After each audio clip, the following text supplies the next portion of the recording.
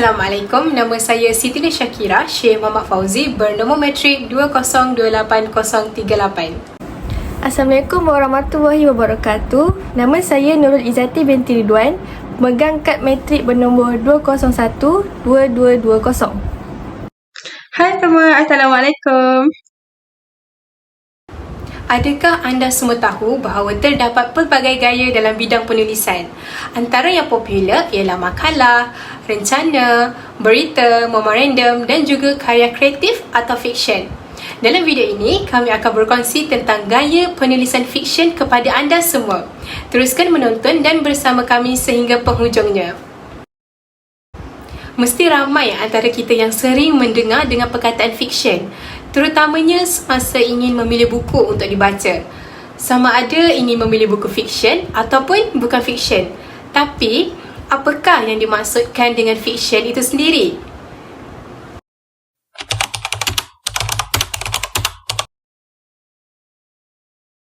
Penemuan, imajinasi dan kepura-puraan merupakan perkataan sinonim bagi fiksyen.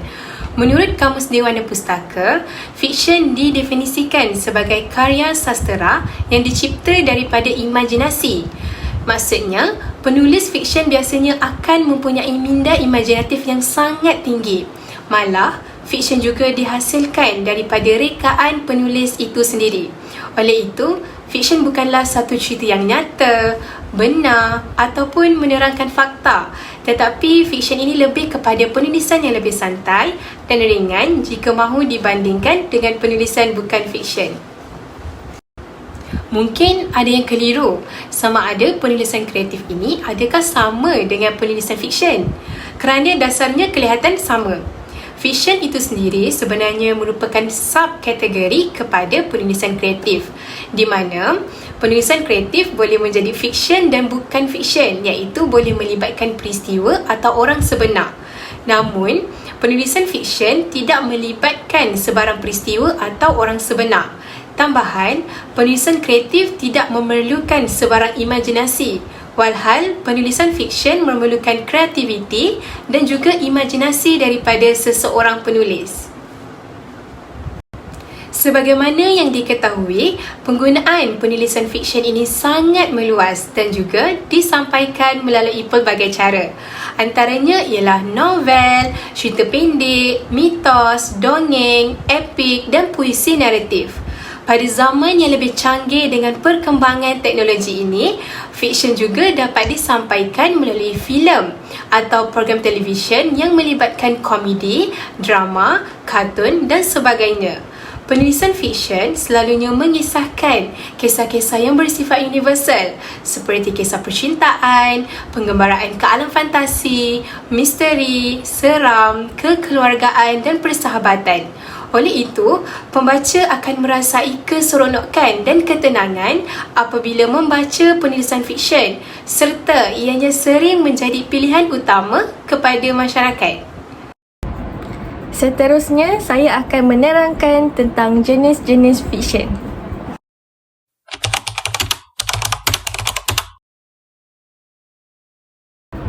Terdapat pelbagai jenis fiksyen. Genre fiksyen biasanya ditentukan oleh nada dan isi kandungannya.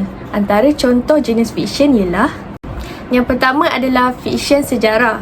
Fiksyen sejarah adalah genre sastera di mana plotnya berlaku dalam suasana yang terletak pada masa lalu dan mempunyai watak berdasarkan orang sebenar dan sering mendasarkan plotnya pada peristiwa kehidupan nyata. Contoh, novel Luka Nering terbitan Dewan Bahasa dan Pustaka yang mengangkat cerita tentang Sultan dalam konteks manusia yang tidak lari dalam silap dan dosa, di mana mereka mempunyai hawa nafsu dan kepentingan yang perlu dijaga. Yang kedua, fiksyen sastera. Fiksyen sastera menerangkan tentang fiksyen yang mempunyai aliran tinggi arus perdana dan cenderung mengikuti plot bukan konvensional yang mengandungi kiasan. Fiksyen sastera boleh merangkumi novel dan cerpen. Contohnya novel Hari-Hari Terakhir Seorang Seniman karya Anwar Ridwan yang amat kaya dengan nilai-nilai sejarah, kemanusiaan dan kemasyarakatan. Seterusnya, fiksyen misteri. Fiksyen misteri merupakan fiksyen yang didorong oleh plot berdasarkan kejahatan atau bentuk misteri yang mengajak pembaca untuk sertai dalam penyelidikan. Contohnya, fiksyen Sasha yang menghimpunkan koleksi kisah seram dari pengalaman pembaca itu sendiri. Berikutnya pula adalah fiksyen sains.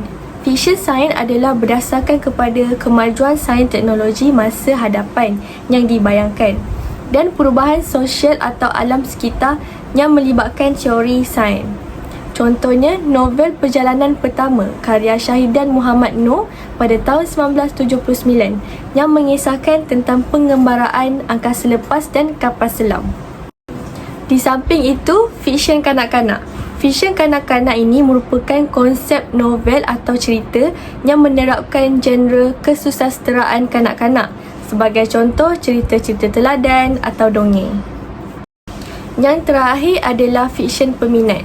Genre fiksyen di mana penulis atau peminat mengambil bahan sedia ada dan kemudiannya mengubah menjadi naratif tersendiri.